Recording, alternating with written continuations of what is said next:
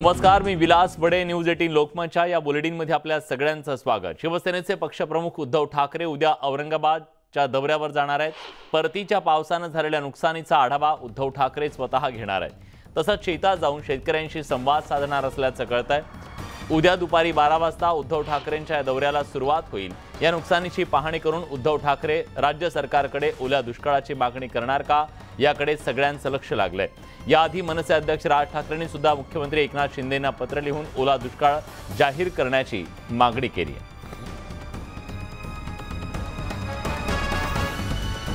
उदय जाधव आपले प्रतिनिधी आता आपल्या सोबत आहेत. उदय, काय अधिक तपशील आहे या दौऱ्यासंदर्भातला? शिवसेना पक्षप्रमुख उद्धव ठाकरे मराठवाड्याचा दौरा करणार आहे. या दौऱ्यामध्ये अतिवृष्टीग्रस्त शेतकऱ्यांच्या बांधावरती जाऊन स्वतः शिवसेना पक्षप्रमुख उद्धव ठाकरे त्या सर्व शेतकऱ्यांची भेट घेणार आहेत आणि त्याचबरोबर राज्य सरकारकडे एक भरीव मदतीची मागणी करणार असल्याची माहिती सूत्रांकडून मिळते आहे. मराठवाडा आणि विदर्भाच्या काही भागांमध्ये मोठ्या प्रमाणात अतिवृष्टी झालेली आहे. त्यामुळे सर्वसामान्य शेतकऱ्यांचं उभं पीक जे आहे ते आडवं झालेलं आहे.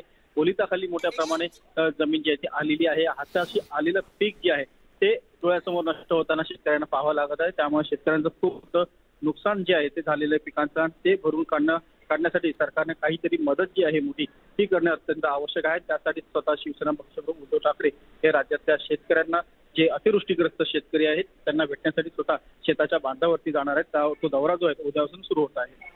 धन्यवाद उदय, तुम्ही दिलेल्या सगळ्या सविस्तर माहितीबद्दल. केवळ महाराष्ट्राच्याच विविध भागात नाही तर सीमा भागात सुद्धा पावसाचा जोर पाहायला मिळतोय. कर्नाटकच्या सीमा भागात सकाळपासून अतिवृष्टी सुरू असून अंकली परिसरात पूरस्थिती निर्माण झाली आहे. या मुसळधार पावसामुळे सखल भाग पाण्याखाली गेलेत. महामार्गाला सुद्धा पावसाचा फटका बसलाय. मिरज चिकोडी मार्ग पाण्याखाली गेल्यानं वाहतूक बंद करण्यात आली आहे.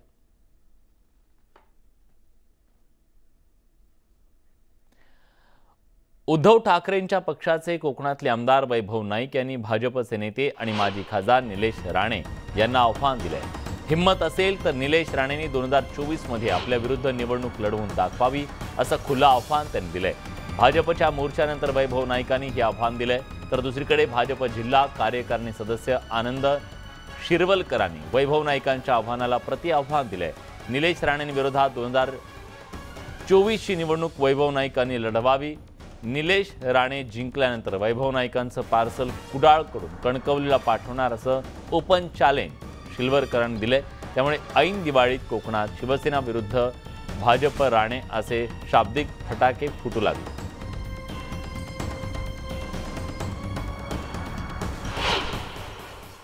खरं तर निलेश राणे या प्रत्येक वेळी सांगत असतात की ह्याला लढू त्याला लढू, त्याच्या हातपाय तोडू.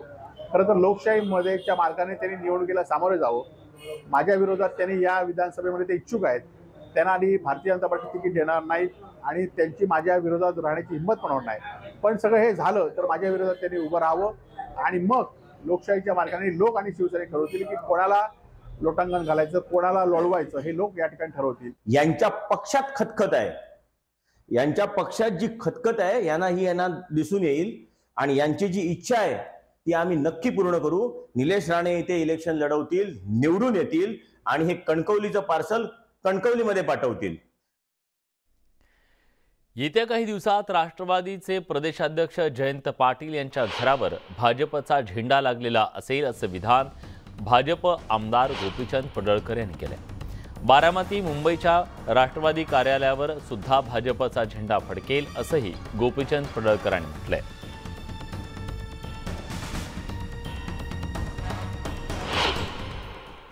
भारतीय जनता पार्टीचा झेंडा आज राष्ट्रवादीच्या कार्यालयावरती लागलाय. मी तुम्हाला विश्वासानं सांगतो, हाच भारतीय जनता पार्टीचा झेंडा येत्या काही काळामध्ये राष्ट्रवादी काँग्रेसच्या प्रदेशाध्यक्ष जयंत पाटलांच्या घरावरती दिसेल. इथं थांबणार नाहीये. हे बारामतीमध्ये राष्ट्रवादी काँग्रेसचं कार्यालय आहे. येत्या काही वर्षामध्ये तिथं सुद्धा भारतीय जनता पार्टीचा झेंडा दिसेल. मी जबाबदारीनं बोलतोय. राष्ट्रवादीचे नेते एकनाथ खडसेंच्या अडचणीत वाढ होणार आहे. भोसरी MIDC भूखंड घोटाळा प्रकरणी चौकशीचे आदेश उच्च न्यायालयाकडून देण्यात आले. 31 जानेवारी 2023 पर्यंत चौकशी पूर्ण करण्याचे आदेश न्यायालयाने दिले. तसंच 31 जानेवारीपर्यंत त्यांना अटक करू नये अशा सूचना कोर्टाकडून देण्यात आल्या. बंड गार्डन पोलीस ठाण्यात ACB कडून त्यांच्यावरती गुन्हा दाखल आहे.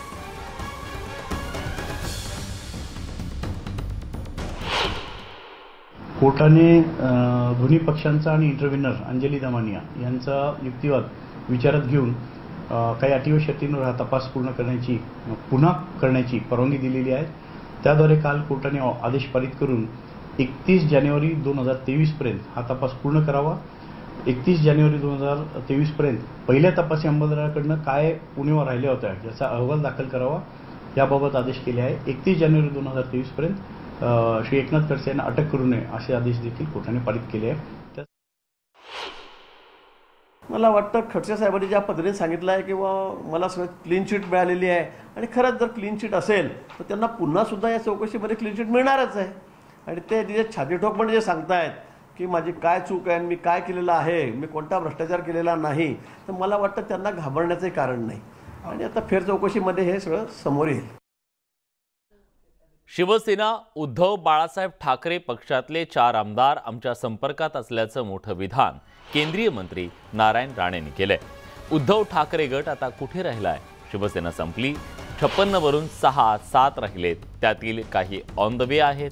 ते कधी आमच्याकडे येतील? 4 आमदार माझ्या संपर्कात आहेत, उद्या नावं सांगेन असंही राणे म्हणाले.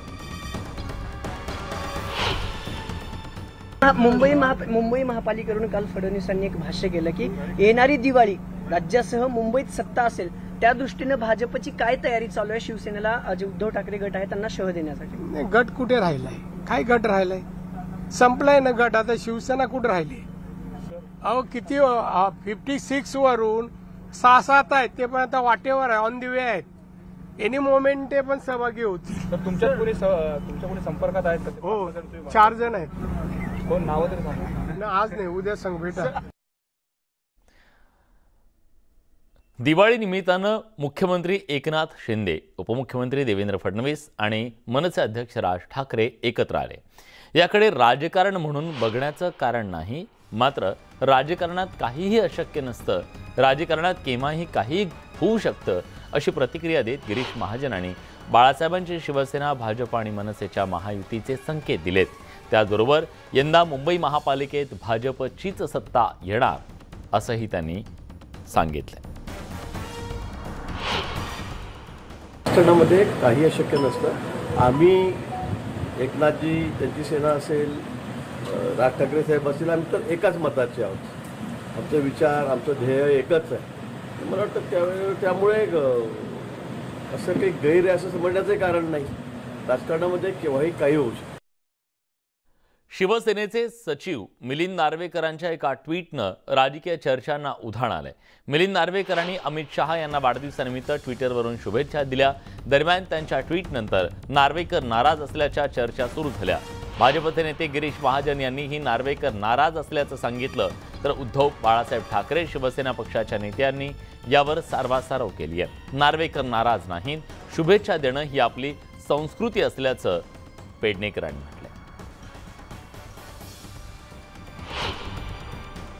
अमित भाईंची त्यांची चांगली ओळख आहे, चांगले संबंध आहेत, त्यामुळे त्यांना विश करणं किंवा त्यांना शुभेच्छा देणं यात मला वाटतं काही गैर नाही. परंतु मिलिंद नार्वेकर त्यांच्या बाबतीत मी जे ऐकतो, माझी त्यांची काही सध्या भेट नाही आहे, पण ज्या पद्धतीने सध्या चर्चा सुरू आहेत किंवा ते ट्विट करतायत, त्यामुळे मला वाटतं ते कुठेतरी नाराज आहेत. आणि आता शिवसेनेमध्ये तर कोण राहील, कोण सोडेल हे काही सांगता येत नाही. कोण शिल्लक राहील याच काही सांगता येत नाही. मिलिंद नार्वेकर उद्धवजी बाळासाहेब ठाकरे यांच्या संस्कृतीत वाढलंय, त्यामुळे वाढदिवसाला अभिष्ट चिंतन करणं काही गैर नाहीये. मी सुद्धा माजी महापौर म्हणून जे आमच्या देशाचे गृहराज्यमंत्री आहेत अमित शाह, त्यांना मी सदिच्छा, शुभेच्छा, आरोग्यदायी दीर्घ आयुष्य आणि ह्या दिवाळीच्या पण शुभेच्छा देते.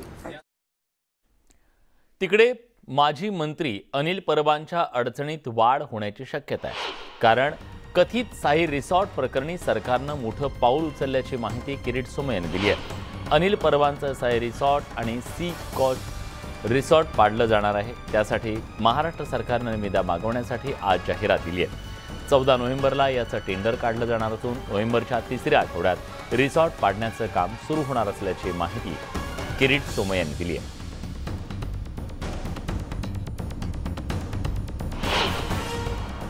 ठाकरे सरकारच्या भ्रष्टाचाराचे प्रतीक दापोली येथील ट्विन रिसोर्ट पाडण्यासाठीची जाहिरात आज महाराष्ट्र सरकारने वर्तमानपत्रात दिली आहे। 27 ऑक्टोबर पासून कॉन्ट्रॅक्टरने टेंडर भरण्याची प्रक्रिया सुरू। 14 नोव्हेंबरला डिमोलिशन कॉन्ट्रॅक्टर ठरणार आणि नोव्हेंबरचा 3रा आठवड्यापासून अनिल परबचे ट्विन रिसोर्ट, साई रिसोर्ट, सिकॉन्स रिसोर्ट पाडण्याचं काम सुरू। 2023 मध्ये शिक्षक मतदारसंघाच्या निवडणुका होणार आहेत। त्यासाठी भाजपने मराठवाड्यातून आपली उमेदवारी जाहीर केली आहे। मराठवाडा शिक्षण मतदारसंघातून किरण पाटील यांना संधी देण्यात आली आहे। याआधी अकोल्यातून भाजपचे रणजित सिंह पाटील यांना उमेदवारी दिली होती।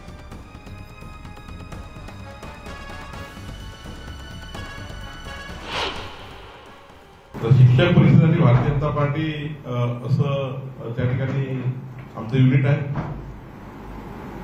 आणि मराठवाडा शिक्षक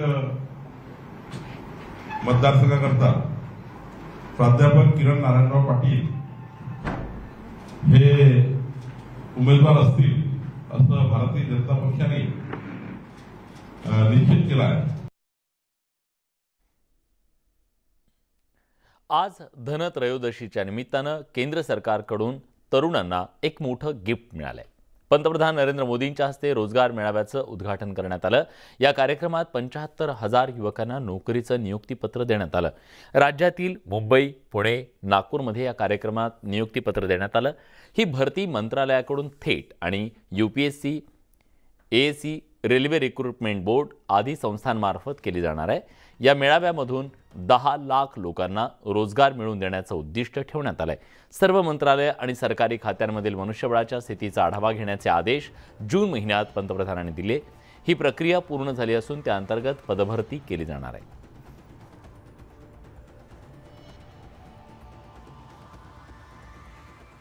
पचहत्तर 75,000 युवाओं को एक कार्यक्रम के अंतर्गत नियुक्ति पत्र दे रही है।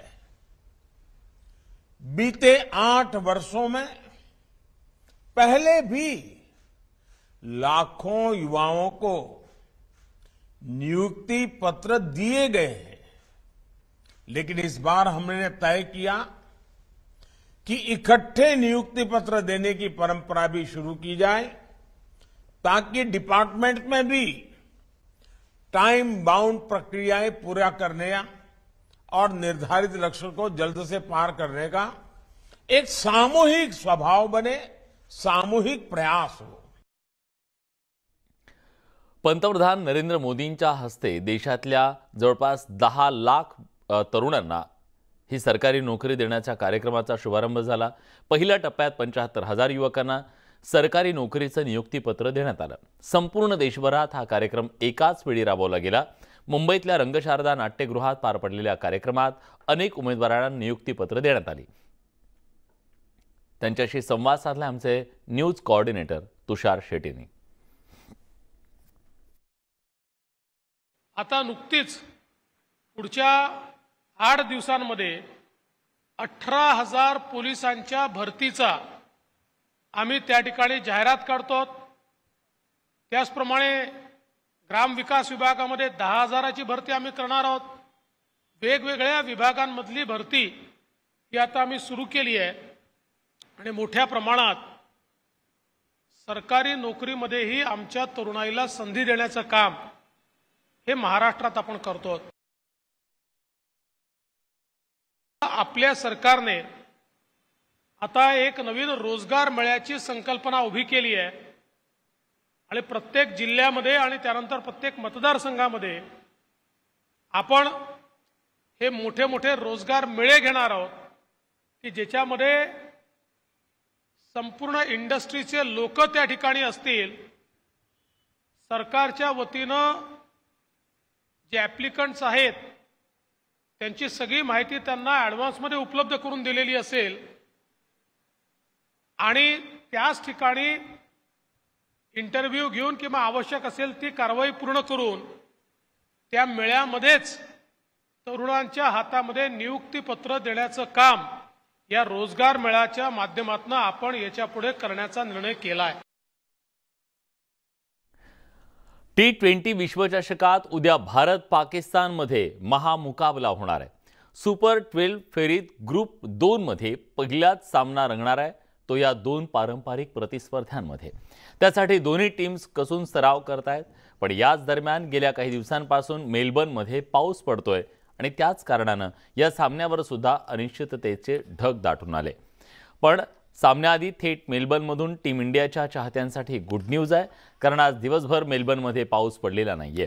मात्र ऑस्ट्रेलियाच्या हवामान खात्यानुसार रविवारी भारत आणि पाकिस्तान यांच्यातल्या ब्लॉकबस्टर सामन्याच्या दिवशी 60% पाऊस पडण्याची शक्यता आहे.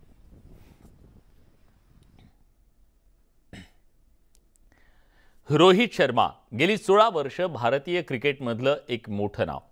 हाच रोहित यंदा ICC T20 वर्ल्ड कपमध्ये पहिल्यांदाच टीम इंडियाचं नेतृत्व करतोय.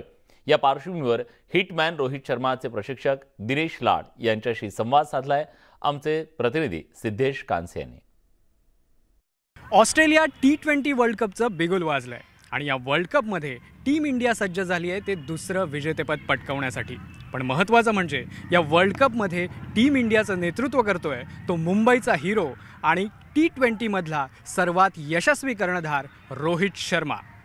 पण याच रोहित शर्माला ज्यांनी घडवलं, ज्यांनी मार्गदर्शन दिलं ते दिनेश लाड सर आत्ता आपल्यासोबत आहेत. लाड सर, याआधी प्रत्येक T20 वर्ल्ड कपमध्ये रोहित खेळला आहे, पण यंदा तो ICCच्या या मोठ्या इव्हेंटमध्ये कॅप्टन म्हणून उतरतोय मैदानात, टीम इंडियाचं नेतृत्व करतोय. एक कोच म्हणून, रोहितचे प्रशिक्षक म्हणून तुम्हाला याचा किती आनंद आहे? खरोखर आनंद तर होणारच ना. आज देशाचं प्रतिनिधित्व करावं आणि ते पण कर्णधार म्हणून खूप मोठी गोष्ट आहे आणि खूप मला आनंद होतो त्या गोष्टीचा. आणि सगळ्यात महत्त्वाचं म्हणजे आतापर्यंत जेवढ्या ICC world cup T20 world cup झाले प्रत्येक वर्ल्ड कपमध्ये तो खेळलेला आहे आणि आज तो कर्णधार म्हणून खेळतो आहे. म्हणजे आज त्याच्याकडे मोठी धुरा आहे आणि माझी अशी इच्छा आहे की आज कर्णधार म्हणून तो जी धुरा सांभाळतो आहे ती त्यांनी येताना वर्ल्ड कप जिंकून द्यावं असं मला वाटतं. आपण गेल्या काही वर्षात बघतोय की ऑस्ट्रेलियामध्ये जास्त क्रिकेट खेळलेलं नाही. T20 वर्ल्ड कपचं आयोजन पण ऑस्ट्रेलियात पहिल्यांदाच आता होतं आहे. याच्या अगोदर आपण आशियात वर्ल्ड कप खेळलो आहे, इंग्लंडमध्ये खेळलो आहे, साऊथ आफ्रिकेत खेळलो आहे, पण ऑस्ट्रेलियात पहिल्यांदा खेळलो आहे जिथे आपण T20 क्रिकेट पण फार कमी खेळतो आहे. हे किती चॅलेंजिंग असणार आहे रोहितसाठी आणि एकूणच टीम इंडियासाठी? मला असं वाटत नाही चॅलेंजिंग असणार आहे, कारण ऑस्ट्रेलियन विकेट जस्ट सिमिलर आपल्या इंडियन विकेट्सप्रमाणे आहेत. थोड्या बाउन्सी विकेट असतात, विकेट बॉल चांगला येतो, चांगला म्हणजे बॅटवर येतो. त्याच्यामुळे मला वाटत नाही, कारण आपल्या बॅट्समनला विकेट जेवढ्या बॉल जोरात येणार आहे आणि तिकडे वाईड बॉल क्रिकेट असेल तुम्ही जेवढे चांगले टाईम कराल, कारण आपले बॅट्समन सगळे टायमिंगवर खेळणारे बॅट्समन आहेत. त्याच्यामुळे मला वाटत नाही काही प्रॉब्लेम येऊ शकतो. IPLमध्ये रोहित शर्मा सक्सेसफुल कॅप्टन आहे. T20 फॉर्मॅटमध्ये पण आत्तापर्यंत 45 पैकी 35 मॅचेस रोहितने जिंकून दिल्या आहेत. या T20 वर्ल्ड कपमध्ये एक कोच म्हणून तुम्ही त्याच्याकडनं काय अपेक्षा करताय आणि काय सल्ला द्या? अपेक्षा तर मी मगाशी सांगितल्याप्रमाणे मला असं वाटतं की त्यांनी वर्ल्ड कप जिंकण्यासाठी स्वतःचा मोठा हातभार लावावा एकतर, कारण रोहित एक असा फलंदाज आहे की जो विकेटवर थोडा स्टे करत असेल तर तो आऊट करणं त्याला डिफिकल्ट आहे. आणि तोच ज्या पद्धतीने क्रिकेट खेळतो, म्हणजे तुम्ही T20 क्रिकेट घ्या, इतर वन डे घ्या किंवा टेस्ट मॅच क्रिकेट घ्या, बॅटिंगमध्ये सिमिलरिटी आहे. म्हणजे कुठेही असं चुकीचे शॉट्स खेळत नाही तो बेसिकली, कारण तू बघितलं असेल. कारण मला फक्त एवढीच माझी इच्छा आहे की त्यांनी सुरुवातीला थोडं घाई करू नये, सुरुवातीला थोडं स्टे करावं. दुसऱ्या बाजूला जो बॅट्समन आहे त्यांनी थोडं त्याला वेळ द्यायला मदत करावी असं मला वाटते. रोहित जर विकेटवर राहिला सुरुवातीला तर रोहित प्रत्येक मॅचमध्ये मला वाटते 70-80 धावाची खेळू करू शकतो, 100 पण करू शकतो. ही कॅपॅसिटी त्याच्याकडे आहे. तर माझी अपेक्षा तीच आहे, रोहितने थोडं स्टे करावं विकेटवर आणि भारताला वर्ल्ड कप जिंकून आणावं. व्हिडिओ जर्नलिस्ट अभिजित सेनगुप्तासह सिद्धेश कांसे, न्यूज 18 लोकमत, मुंबई. बुलेटिनमध्ये आपण इथेच थांबतोय. ताज्या घडामोडींसाठी बघत रहा न्यूज 18 लोकमत.